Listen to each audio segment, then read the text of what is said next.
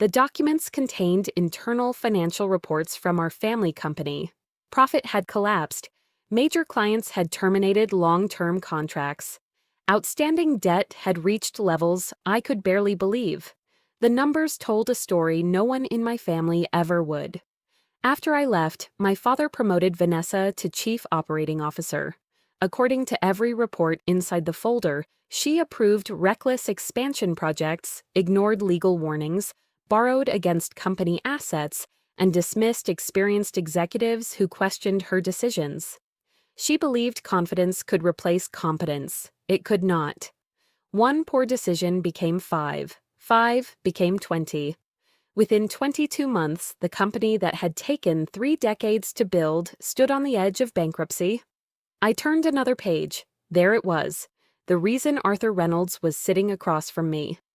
Years earlier, my grandfather had quietly transferred 30% of the company into a protected family trust.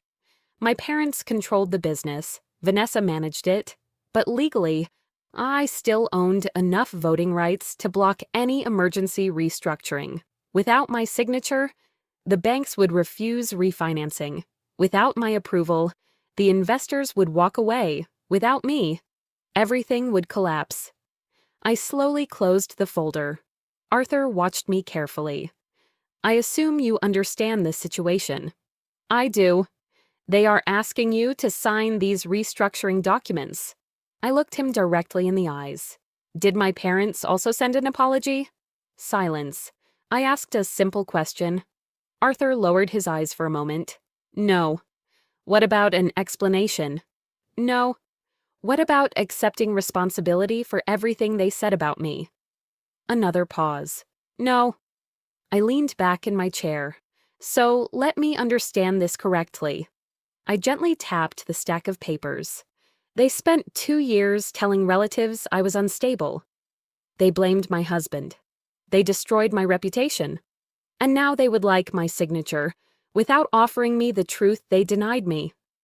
Arthur did not argue, because he could not. He quietly nodded. I understand why you feel that way. I smiled again. This time, it was genuine. Good.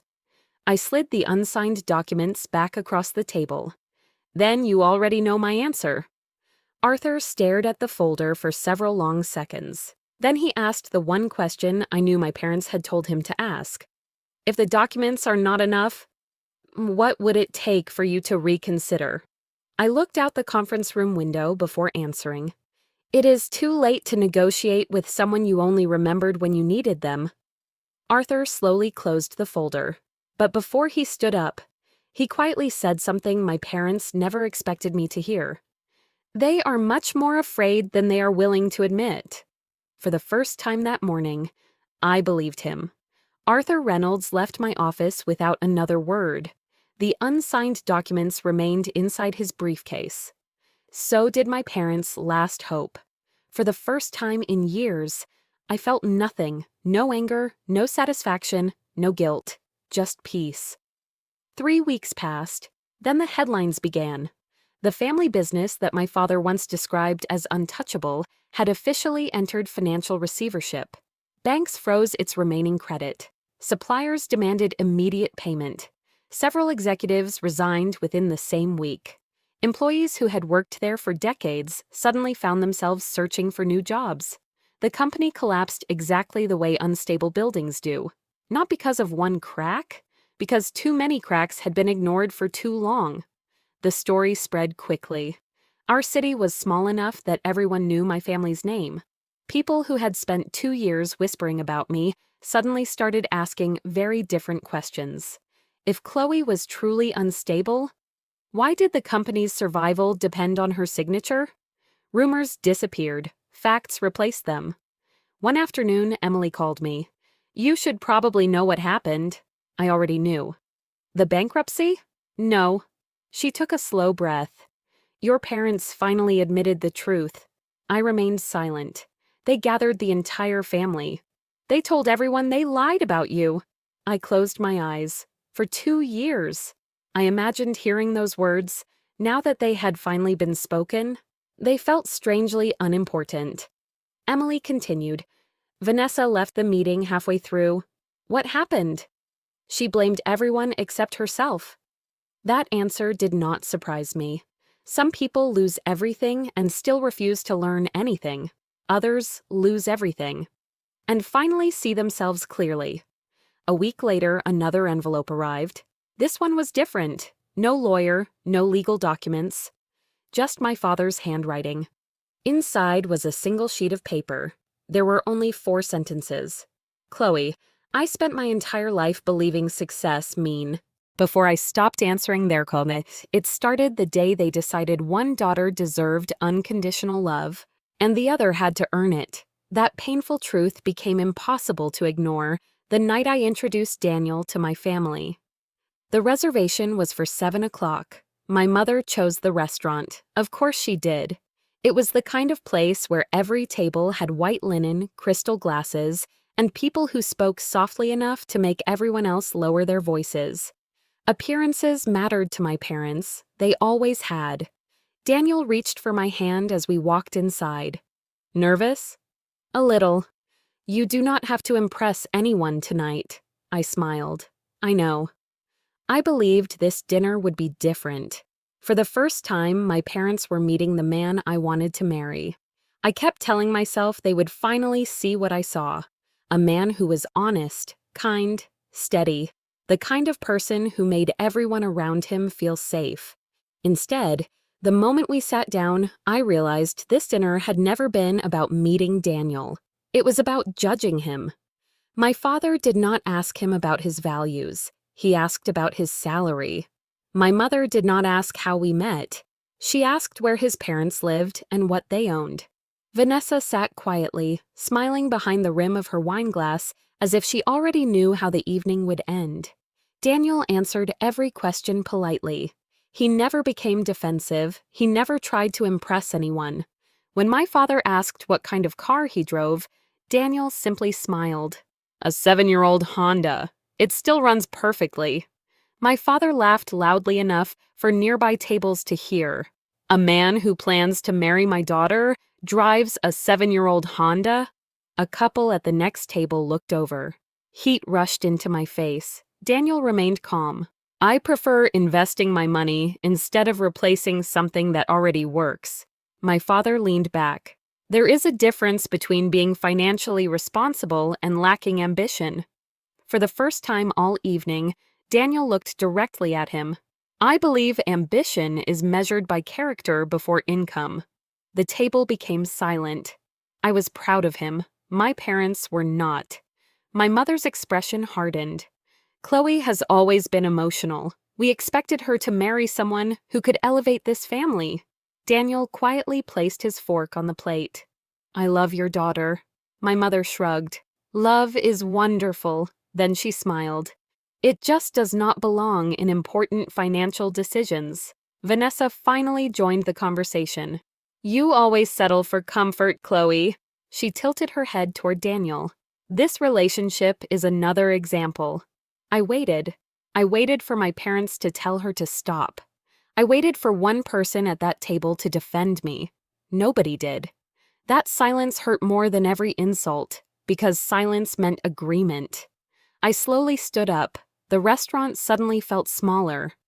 I finally understand something. 3 faces looked at me. I spent my entire life trying to become the daughter you wanted. My voice did not shake. But you never wanted a daughter. I looked at Vanessa. You wanted a trophy. Then I turned back to my parents. I hope she gives you everything you believe I never could. I reached for Daniel's hand. We walked toward the exit. Nobody followed us. Nobody apologized. Nobody asked us to stay. As the heavy glass door closed behind us, I made one decision that changed every year that followed. Before we even reached the parking lot, I blocked every phone number my parents and my sister had ever used. I thought I was ending a relationship. I had no idea I was also walking away from the only thing that could save them 2 years later. For 2 years, nothing. No calls, no emails, no birthday cards. Not even a message on Christmas. Then one ordinary Tuesday morning, a lawyer appeared at my office carrying a leather briefcase and an expression that told me he would rather be anywhere else. "My name is Arthur Reynolds." He extended his hand. "I represent your parents." I did not shake it. I assumed they forgot I existed. A faint smile crossed his face. "I do not believe that is entirely true." He placed a thick folder on the conference table. "I was instructed to deliver this personally." I looked at the folder. It was heavier than I expected, almost symbolic, as if every lie my parents had told over the last 2 years had finally been compressed into paper. Arthur slid the documents toward me. "Please read everything before making a decision." I opened the first page. By the second paragraph, my heartbeat slowed. By the fourth page, I smiled. Not because I was happy, because I finally understood why they had broken 2 years of silence.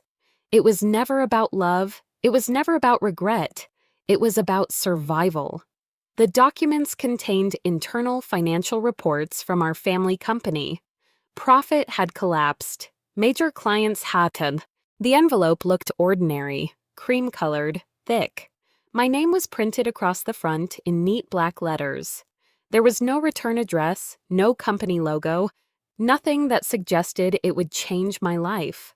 I almost threw it into the pile of junk mail sitting on my kitchen counter. Then I noticed the small line printed in the lower left corner. Arthur Reynolds, attorney at law. My stomach tightened. I did not know any lawyers, at least not anymore. For a few seconds, I simply stared at the envelope. 2 years. That was how long it had been since I spoke to anyone in my family. No phone calls, no birthday messages, no holiday dinners, no apologies, nothing. It was exactly how I wanted it. Some people believe silence is painful. Sometimes silence is freedom. Mine certainly was. I picked up a letter opener and carefully sliced the envelope open. A single folded document slid onto the counter. At the top of the page was one sentence. "I represent your parents. Please read this document before making any decision."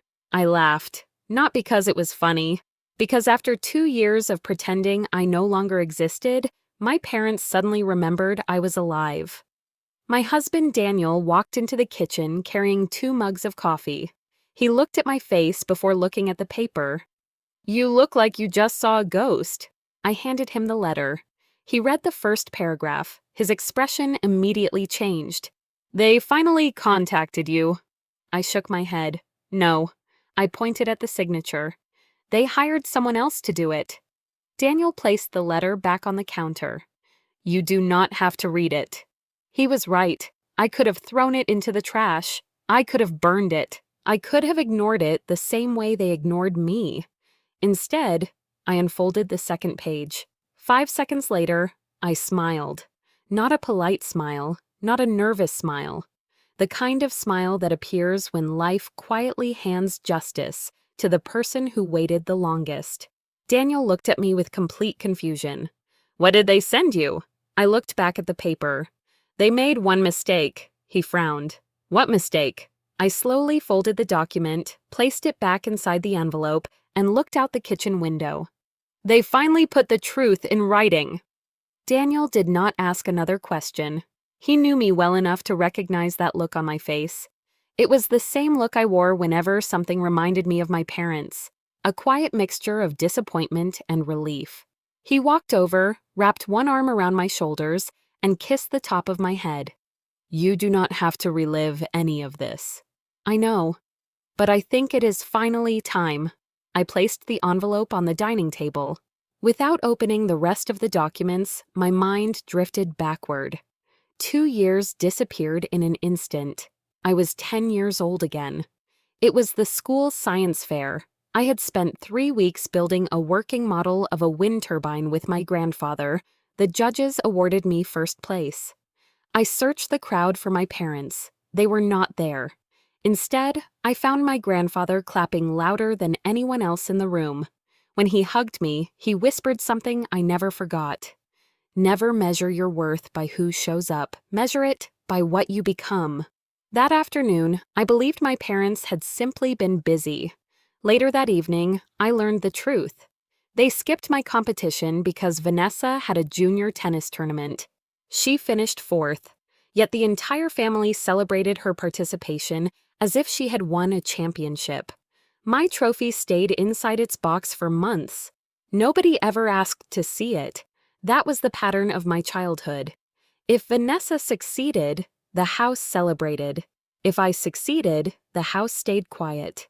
When I graduated at the top of my university class, my father shook my hand and said, "Good." 2 weeks later, Vanessa completed an online certificate.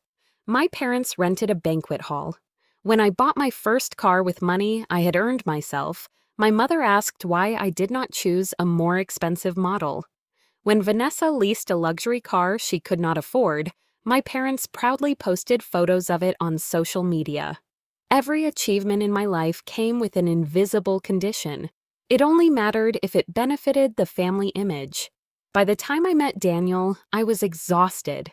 Not because my parents hated me. The truth was much worse. They loved me only when I played the role they had written for me. The obedient daughter, the successful daughter, the useful daughter. The moment I started making decisions for myself, their love quietly disappeared. Daniel often asked me one question. If a stranger treated you this way, would you keep inviting them into your life? The answer had always been obvious. I only struggled because they were my parents. Looking back now, I realize something. The silence between us did not begin 2 years ago. It started long before I stopped meant protecting the family name. I destroyed my own family trying to protect it. I am sorry. There was no excuse, no request for money, no request for another chance, only regret. Daniel quietly walked into the room. He looked at the letter. You waited a long time for those words. I did. Does it change anything? I looked toward the backyard, where our little daughter was laughing while chasing bubbles across the grass. The sound reached the kitchen through the open window. It was impossible not to smile. I folded the letter carefully, not because I wanted to keep the apology alive, but because I wanted to remember the lesson.